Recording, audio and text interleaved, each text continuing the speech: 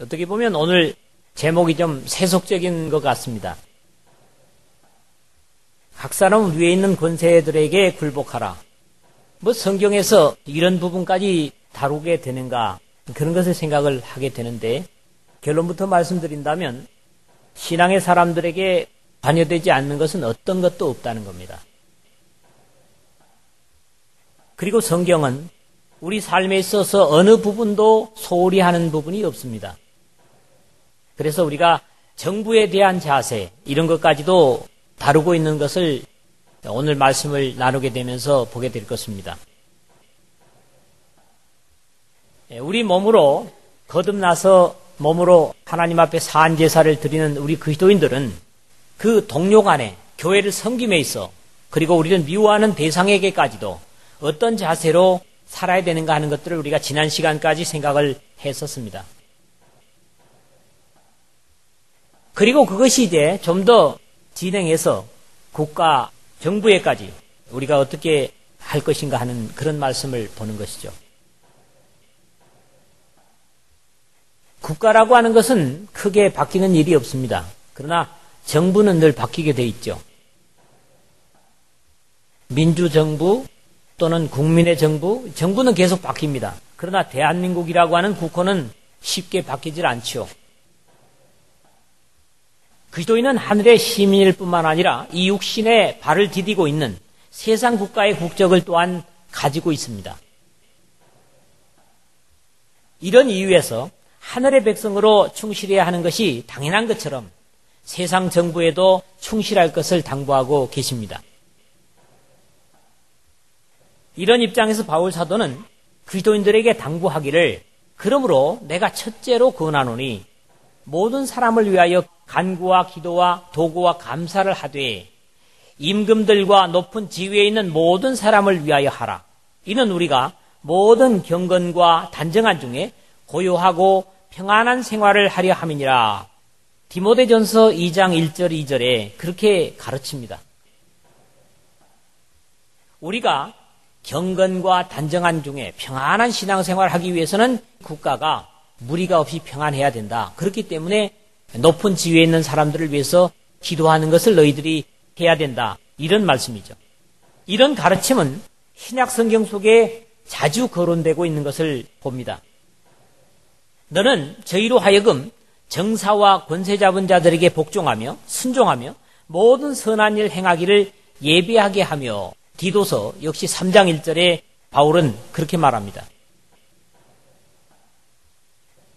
겟세마네 동산에서 주님을 잡으러 왔던 대제사장의 종 말고라는 사람의 귀를 칼로 베었다가 주님께 책망을 받은 바 있는 베드로 사도 역시 인간의 세운 모든 제도를 주님을 위하여 순복하되, 혹은 위에 있는 왕이나 혹은 악행하는 자를 징벌하고 선행하는 자를 포장하기 위하여 그의 보낸 방백에게 하라. 곧 선행으로 어리석은 사람들의 무식한 말을 막으시는 것이라. 자유하나 그 자유로 악을 가리운 데 쓰지 말고 오직 하나님의 종과 같이 하라. 무사람을 공경하며 형제를 사랑하며 하나님을 두려워하며 왕을 공경하라. 베드로전서 2장 13절에서 17절에 역시 같은 말씀을 줍니다. 우리가 하늘나라의 백성으로서 혼란하지 않도록 분명한 삶의 기준을 이런 부분에까지 교훈해 주시는 것이 참으로 감사할 따름입니다. 바리새인들이 예수님으로 말의 올무에 걸리게 할까 의논을 하고 와서 가이사에게 세를 바치는 것이 가하니까 불가니까, 마태복음 22장 17절에 그렇게 묻는 질문에 주님의 답변은 분명히 하셨습니다. 가이사의 것은 가이사에게, 하나님의 것은 하나님께 바치라. 마태복음 22장 22절의 말씀이죠. 주님은 어떤 대상에게도 소홀해서는 안 된다는 사실을 증거하신 것입니다. 그것이 앞에서 봤던 대로 동료 그리스도인이었던지, 심지어 원수였던지, 부모이든지 어느 대상에게도 치우치거나 소홀히 하지 말 것을 명령하고 계시는 것입니다. 하나님이 이루셨으되 내 부모를 공경하라 하시고 또 아비나 어미를 회방하는 자는 반드시 죽으리라 하셨거늘 너희는 가로되 누구든지 아비에게나 어미에게 말하기를 내가 드려 유익하게 할 것이 하나님께 드림이 되었다고 하기만 하면 그 부모를 공경할 것이 없다 하여 너희 유전으로 하나님의 말씀을 폐하는도다. 마태복음 15장 4절 6절에서 주님은 말씀하셨는데 주님께서는 절대로 형제에게 할 것을 하나님께 하라든지 또는 부모에게 드릴 것을 주님께 드리라든지 국가에 바쳐야 될 의무나 세금을 하나님께 드리라고 강요하시지 않는다는 사실입니다. 하나님께 드릴 것만 하나님께 드리고 국가에나 부모에게 형제에게 해야 할 것도 등한히 해서는 안 된다는 중요한 교훈이죠. 그러므로 우리 믿음의 사람들은 어떤 대상에게도 미움의 대상이 되거나 또는 소홀한 대상이 되지 않아야 된다. 이런 말씀을 주시는 것입니다.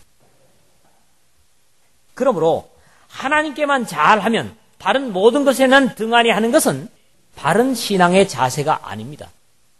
균형 잡힌 신앙은 절대로 치우치지 않습니다. 대개의 경우 건전치 못한 신앙의 사람들이 하나님께만 잘하면 된다 이렇게 치우치는 것을 봅니다. 그래서 하나님의 진리에서 벗어난 그런 이단들이 뭐 다른 대상에게 돈 들 것 없다, 다 갖다 바쳐라 이런 식이죠. 그러나 성경에서는 절대로 그렇게 우리를 가르치지 않는다는 사실이에요. 이런 맥락에서 오늘의 교훈은 오늘을 사는 우리 그리스도인들에게 중요한 신앙의 주안점을 제시한다 이렇게 생각을 합니다. 우리가 국가에 대해서 하나님께 대해서 어떤 자세로 살아야 될 것인가 이 말씀을 함께 나누면서 국가에 대한 자세, 정부에 대한 자세에도 혼란이 없이 평안한 신앙의 삶을 감당할 수 있기를 주님의 이름으로 부탁을 드립니다. 첫 번째 부분의 말씀은 1절에서 2절입니다. 모든 권세는 다 하나님의 정하신 바다. 그리고 하나님으로부터 오는 것이다. 하나님께서 세우신 것이다. 이런 부분들을 보는데 우리는 우리 주님을 만왕의 왕 또는 만주의 주님이라고 고백을 합니다. 이것은 권세의 상위권을 거슬러 올라가 보면 최종적인 권세는 하나님께 가 있음을 말하는 것이죠. 그 능력이 기도 안에서 역사하사 죽은 자들 가운데서 다시 살리시고 하늘에서 자기의 오른편에 앉히사 모든 정사와 권세와 능력과 주관하는 자와 이 세상뿐 아니라 오는 세상에 일컫는 모든 이름 위에 뛰어나게 하시고 예수님께 대해서 에베소서 1장 20절에서 21절에 그렇게 절대적인 권세의 주님이심을 고백합니다. 너희도 그 안에서 충만해졌으니 그는 모든 정사와 권세의 머리치라. 골로새서 2장 10절에서도 같은 기록을 우리가 읽을 수 있습니다. 자, 이 부분을 두 부분으로 생각을 하겠는데 첫 번째는 모든 권세는 하나님의 정하신 바라는 겁니다. 1절의 말씀을 보면 그렇죠. 각 사람은 위에 있는 권세들에게 굴복하라. 권세는 하나님께로 나지 않음이 없나니 모든 권세는 다 하나님의 정하신 바라 그랬거든요. 다니엘은 이런 고백을 합니다. 그는 때와 기한을 변하시며 왕들을 패하시고 왕들을 세우시며 지혜자에게 지혜를 주시고 지식자에게 총명을 주시는도다. 왕들을 세우고 패하는 것을 누가 하신다? 하나님이 하신다. 다니엘서 2장 21절에 그렇게 말씀을 합니다. 예수님께서 모함을 받아서 죽임을 당하시게 되어 빌라도에게 가셨을 때 빌라도는 이런 통큰 소리를 합니다. 내가 너를 놓을 권세도 있고 십자가에 못 박을 권세도 있는 줄을 알지 못하느냐. 은근히 예수님 앞에 자기 권세를 과신을 합니다. 요한복음 19장 10절이죠. 그렇게 큰 소리를 칠 때 예수님께서 의연하게 말씀하시기를 위에서 주지 아니하셨다면 나를 해할 권세가 없었으리니 그러므로 나를 내게 넘겨준 자의 죄는 더 크니라. 이렇게 같은 요한복음 19장 11절의 말씀을 하십니다. 예수님을 형벌할 수 있는 권세를 빌라도에게 하나님께서 허락하셨기 때문에 지금 너가 가능한 것이지 너가 높아서 너가 힘이 있어서 이렇게 된 게 아니다. 이런 말씀합니다. 각 사람은 위에 있는 권세들에게 굴복하라 하는 1절 상반절의 말씀은 권세 앞에는 누구나 평등함을 선언하는 것입니다. 이것은 권리나 권세에 있어서 마찬가지죠. 권세는 하나님께로 나지 않음이 없나니 모든 권세는 다 하나님의 정하신 바라는 당부는 당시에 간교한 헤롯의 자리나 또는 정직하지 못한 권세자인 빌라도의 권세조차도 하나님께서 허락하셨다는 말씀입니다. 이런 논리는 아직 마지막으로 남아있는 공산주의를 표방하고 있는 김정일의 권세도 중동의 사악하고 폭력적으로 느껴지는 권세자들도 예외 없이 하나님의 허락하셨기 때문에 가능함을 말씀하고 있습니다. 모든 권세라고 말씀하기 때문이죠. 그러나 한 가지 주의할 점은 하나님은 절대로 테러나 악의 조성자는 아니라는 사실은 우리가 염두에 둘 필요가 있겠습니다.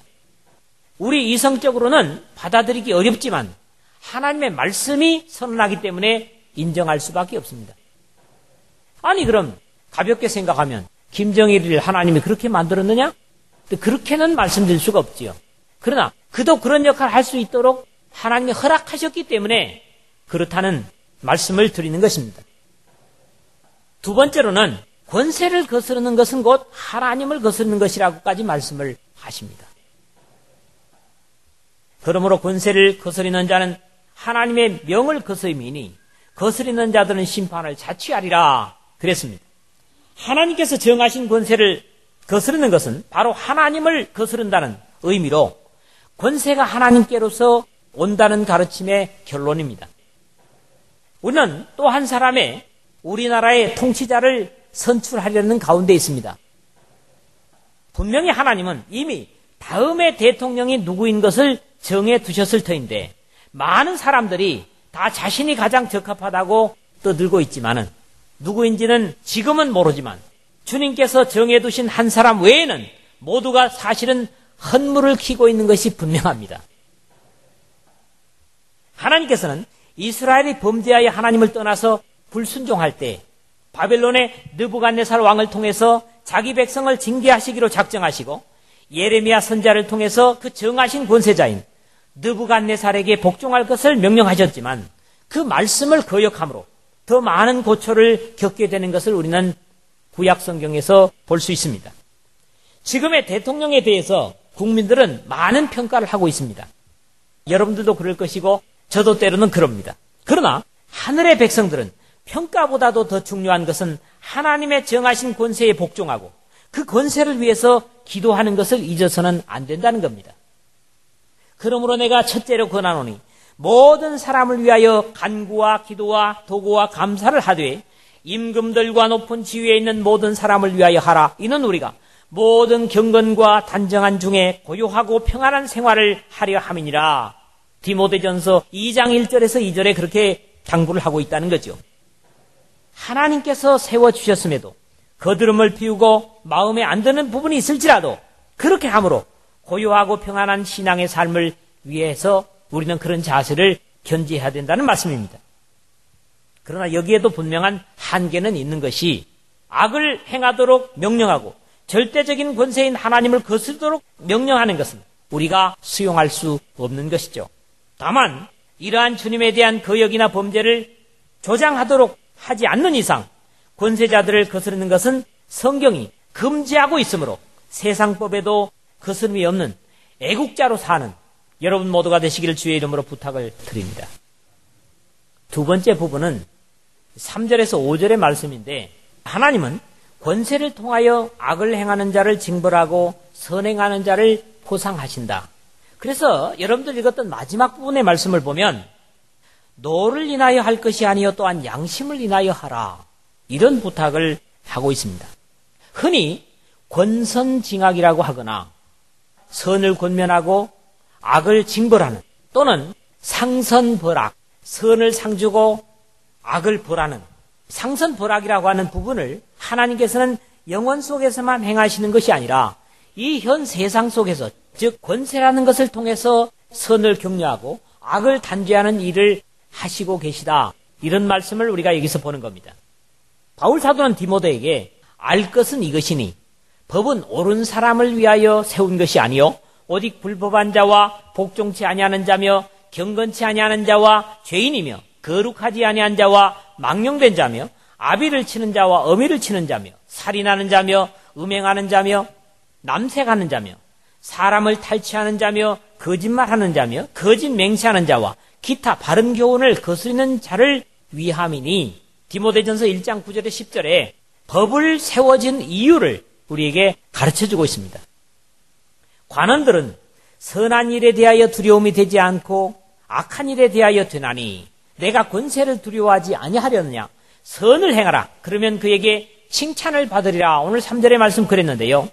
교통법규를 잘 지키는 사람에게는 교통경찰이나 감시용 카메라가 나타나도 결코 두려움이 없지만은 과속을 했거나 또는 신호 위반을 하고 나서 이런 것들을 탁 보게 되면 가슴이 방망이질을 하게 됩니다. 범죄가 아니라 사람들에게 유익한 역할을 하고 모범이 된 일을 한 사람은 오히려 징계보다는 상을 기대할 수 있을 것이고 더욱 자신만만하게 될 것입니다. 그러므로 법이라고 하는 것은 국가법이든지 그게 신앙의 법이든지 모두가 다 옳지 못한 사람들을 징벌하기 위해서 세워진 것이라는 겁니다. 왜요? 옳게 선하게 열심히 사는 사람들에게는 그 법 자체가 필요가 없습니다. 그래서 우리는 뭐랍니까? 저 사람은 법 없이도 살 사람이다. 그렇게 얘기를 하지요. 법의 적용을 받지 않는 삶을 살라는 거지요. 그게 뭡니까? 바로 사랑의 법인 하늘의 법, 예수 그리스도의 희생의 법, 십자가의 법, 사랑의 법이라는 겁니다. 이런 법에 사는 사람은 결코 세상 법에 대해서 두려워할 필요가 없다. 이런 말씀이죠. 그는 하나님의 사자가 되어 내게 선을 이루는 자니라. 그러나 내가 악을 행하거든 두려워하라. 그가 공연히 칼을 가지지 아니하였으니 곧 하나님의 사자가 되어 악을 행하는 자에게 진노하심을 위하여 보응하는 자니라. 4절에 그랬거든요. 법의 역할은 악을 징벌하고 선을 칭송하는 선악의 기준을 분명히 하고 이런 입장에서는 하나님의 대리적인 역할을 한다고 하는 말씀입니다. 그러므로 일반적인 법 앞에서도 악을 행하면 두려워하고 선을 행하면 자신만만할 수 있는 것은 자연스러운 현상이죠. 심지어 그들은 하나님의 사자라고까지 말씀을 하고 있는데 이러한 모습은 구약의 기록에서도 들어 나타남을 여러분들이 볼 수 있을 것입니다. 보라, 내가 보내어 북방 모든 족속과 내 종 바벨론 왕 느부갓네살을 불러다가 이 땅과 그 거민과 사방 모든 나라를 쳐서 진멸하여 그들로 놀램과 치솟거리가 되게 하며 땅으로 영영한 황무지가 되게 할 것이라. 예레미야서에서 내 종 이런 표현들을 들어 쓰고 있는 것을 봅니다. 내 종 바벨론 왕 느부갓네살. 분명히 바벨론 왕이 하나님을 믿는 사람은 아닙니다. 그럼에도 불구하고 죄를 짓는 자기 백성을 징계하는 느부갓네살을 향해서 내 종이라고 그렇게 표현을 하고 있다고 하는 사실인데요. 예레미야서 25장 9절, 27장 6절, 43장 10절 공이 이렇게 내 종 느부갓네살이라고 하나님은 말씀하시는 것을 봅니다. 고레스에 대하여는 이르기를 그는 나의 목자라 나의 모든 기쁨을 성취하리라 하며 예루살렘에 대하여 이르기는 중건되리라 하며 성전에 대하여 이르기를 내 기초가 세움에 되리라 하는 자니라. 이사야서 44장 28절에서는 고레스 왕을 향해서 그는 나의 목자라 이런 표현을 쓰고 있는 것을 우리가 읽을 수 있습니다. 선한 행동의 보응을 기대한다면 용감할 것이고 두려움이 없을 것입니다. 그러나 이런 보이는 모습을 위해서뿐만 아니라 더욱 적극적으로 그러므로 복종하지 아니할 수 없으니 노를 인하여만 할 것이 아니요 또한 양심을 인하여 할 것이라. 5절에 그렇게 말씀을 합니다. 믿음의 사람들이 준법 정신을 가지고 선을 행하는 것은 세상의 칭찬과 상급 때문이 아니라 좀 더 영적인 하나님을 의식해서 양심을 위해서 즉 하나님을 의식함으로 사는 삶이 될 때 더욱 적극적인 의로운 삶을 살게 될 것이라고 하는 권면을 주고 있는 것이죠. 우리 모두가 죄에 대한 징벌이 정해져 있기 때문에 선하고 의롭게 살기보다는 보다 완전한 상급을 바라고 세상이나 사람들이 몰라준다면 하나님께서 더 완전히 갚아주시리라는 주님의 상주심을 바라고 의를 행하며 하나님께는 영광을, 그리고 자신들에게 더욱 자신감 있는 삶을 세상 속에서도 감당하는 여러분 모두가 되시기를 주님의 복되신 이름으로 축원을 드립니다. 세 번째 마지막으로 6절에서 7절입니다. 마치 하나님의 일을 하는 자들이 제단에서 나는 것을 먹는 것처럼 공직에 있는 자들은 백성들의 세금으로 바친 것을 통해서 먹고 사는 것을 가르치고 있습니다. 권세의 자리에 있는 사람들이 핍절해서 다른데 눈을 돌림이 없이 선을 격려하고 악을 징벌하는 일에 충실할 수 있도록 하기 위해서 공세를 바쳐야 한다, 이런 가르침을 주고 있습니다. 세를 받는 사람들이 공정한 세금을 거둬들이고 바치는 자들도 국가에서 요구하는 세금을 바침으로써 정부가 국민을 위한 역할을 잘 감당하고 그 일을 위해서 백성들의 세금에 의무를 다한다면 참 편한 국가가 될 것입니다. 세례 요한이 광야에 나타나 세례를 줄 때 당시의 세리와 군인들이 자신들의 역할에 대한 질문을 하고 답변을 듣는 것을 봅니다. 세리를 또 세례를 받고자 하여 와서 이르되 선생이여 우리가 무엇을 하리이까 하매 부과된 것 외에는 거두지 말라 하고, 군인들도 물어 이르되 우리는 무엇을 하리이까 하매 이르되 사람에게 강탈하지 말며 거짓으로 고발하지 말고 받는 급료를 족한 줄로 알라 하니라. 누가복음 3장 12절에 14절에 개역 개정을 보면 그렇습니다. 그때 당시 세리들은 로마의 속국에 있던 이스라엘의 백성들에게 로마에서 10데나리온을 금년도 세금으로 바쳐라 그러면 여기다가 5데나리온을 덧붙이거나 10데나리온을 덧붙여서 15데나리온이나 20데나리온을 받아 챙겼단 말이죠. 그리고 로마에 바칠 것 외에 그 나머지를 자기 호주머니에다가 집어넣는 이런 일들이 아주 흔했던 것 같습니다. 그렇기 때문에 정한 세 외에 늑증하지 말라는 표현을 하는 것이고, 군인들은 어떻습니까? 자기 받는 것에 대한 불만이 생기게 되면 역시 그런 것들이 행동으로 나올 수 있기 때문에 잘못될 것이라고 하는 그런 교훈인 것이죠. 하나님께 성실한 사람들은 국가의 의무에도 충실하여야 함을 주님께서도 말씀하셨습니다. 그런즉 가이사의 것은 가이사에게, 하나님의 것은 하나님께 바치라. 마태복음 22장 22절이거든요. 우리 사회에 만연된 비극은 국가에서 요구하는 세금을 다 주고는 사업을 할 수 없다라는 이야기입니다.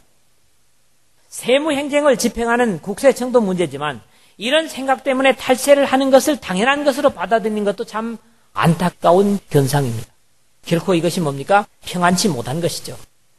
정부에서 합당한 세금을 징수하고 거기에 대한 납세 의무를 사업하는 사람들은 성실하게 한다면 세무조사라든가 이런 걸 통해서 보복을 당하는 이런 일들은 아마 없지 않겠는가.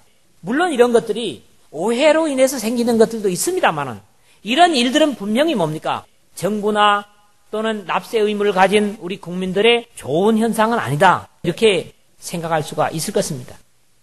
모든 자에게 줄 것을 주되 공세를 받을 자에게 공세를 바치고 국세를 받을 자에게 국세를 바치고 두려워할 자를 두려워하며 존경할 자를 존경하라. 그런데 이것은 그리스도인으로 모든 관공서에 대한 의무와 그런 일을 하고 있는 사람들에게 대해야 할 자세를 이루는 말씀입니다. 우리는 하나님의 법을 어기게 하는 권세자들에게 순종할 수는 없지만 그럼에도 불구하고 물리적으로 대항할 수 없기 때문에 초기에 그리스도인들은 불복종하고 죽음을 택하는 그런 모습들을 들어봅니다. 우리는 국가에 대한 보호를 받는 이상 국가에 대한 우리의 납세 의무, 지방세, 국세 뭐 이런 게 있잖아요. 역시 그 납세 의무에서도 하나님을 의식함으로 이런 것들을 해야 된다고 하는 부분을 보는 겁니다. 말씀을 맺겠습니다. 권세는 그것이 정의롭고 바른 것이든 아니면 악한 폭정이든 그것은 다 하나님께서 허락하신 것이고 세우신 것이라고 하는 것을 오늘 바울 사도를 통해서 우리에게 말씀합니다. 이런 이유에서 각 사람은 위에 있는 권세들에게 굴복하라는 명령을 받고 있습니다. 그것을 어기는 것은 하나님의 명령을 거스름이라는 바울의 권면을 순종해야만 합니다. 오히려 세워진 권세자들을 위하여 기도하고 그들이 바른 정치를 시행할 수 있도록 하나님께 간구해야 할 것입니다. 우리가 열심으로 선을 행하면 법을 두려워할 필요가 없고 오히려 법을 통해 칭찬을 받을 것입니다. 법은 그것이 영육의 법을 막론하고 불법한 자들의 악을 제어하기 위한 것이기 때문에 선을 행하는, 적극적으로 선을 행하는 자들에게는 법은 오히려 칭찬의 도구가 되기 때문에 역시 두려워할 법조항이 아니라는 거죠. 적극적으로 선을 행함으로 주변의 사람들로 하여금 하나님의 백성이기 때문이라는 자연스러운 평가로 하나님께 영광을 돌리고 사회 속에서 사람들에게도 빛이 되는 삶이 되는 것이 바로 그리스도께서 우리를 위해서 피 흘려주신 이유입니다. 세상의 마지막을 예언하는 데살로니가서에서 바울은 하나님의 우리를 세우심은 노하심에 이르게 하심이 아니요 오직 우리 주 예수 그리스도로 말미암아 구원을 얻게 하신 것이라. 예수께서 우리를 위하여 죽으사 우리로 하여금 깨든지 자든지 자기와 함께 살게 하려 하셨느니라. 데살로니가전서 5장 9절에서 10절에 바울은 그렇게 고백을 합니다. 예수님께서 우리를 위해서 죽으신 것은 자든지 깨든지 예배 드리기 위해서 교회에 와 있든지 세상에 있든지 예수님과 함께 살게 하기 위해서 우리를 위해서 십자가를 지었다. 이런 귀중한 말씀을 하는 겁니다. 바울은 인생의 진정한 기쁨의 이유가 바로 그리스도의 십자가라고 하는 고백을 하면서 나의 간절한 기대와 소망을 따라 아무 일에든지 부끄럽지 아니하고 오직 전과 같이 이제도 온전히 담대하여 살든지 죽든지 내 몸에서 그리스도가 존귀 되게 하려 하나니 이는 내게 사는 것이 그리스도니 죽는 것도 유익함이니라. 빌립보서 1장 20절에서 21절에 그렇게 증거를 하고 있습니다. 그리스도인은 국가에 대한 의무에 있어서도 세상의 법 때문이 아니라 딱지를 떼기 때문이 아니라 예수 그리스도의 희생의 십자가를 통한 거듭난 양심을 인하여 하나님의 아들의 희생을 바탕으로 하기 때문에 속이거나 불성실하지 않고 국민을 위하여 봉사하려고 수고하는 이들을 존경하고 기도하여 우리의 신앙생활이 편안한 가운데 이루어지도록 힘써야 할 것입니다. 우리는 땅의 상대적인 법에 얽매이는 유약한 사람들이 아닙니다. 때문에 절대적인 사랑의 법으로 사는 사람답게 모든 부분에서 하나님을 경외함으로 피차에 복종하고 순종하는 겸손과 사랑을 나타내는 삶을 감당해야만 할 것입니다. 이것이 바로 하나님께서 자신을 산제물로 드리는 신령한 삶의 세상 속에서의 특히 정부에 대한 삶의 자세가 될 것입니다.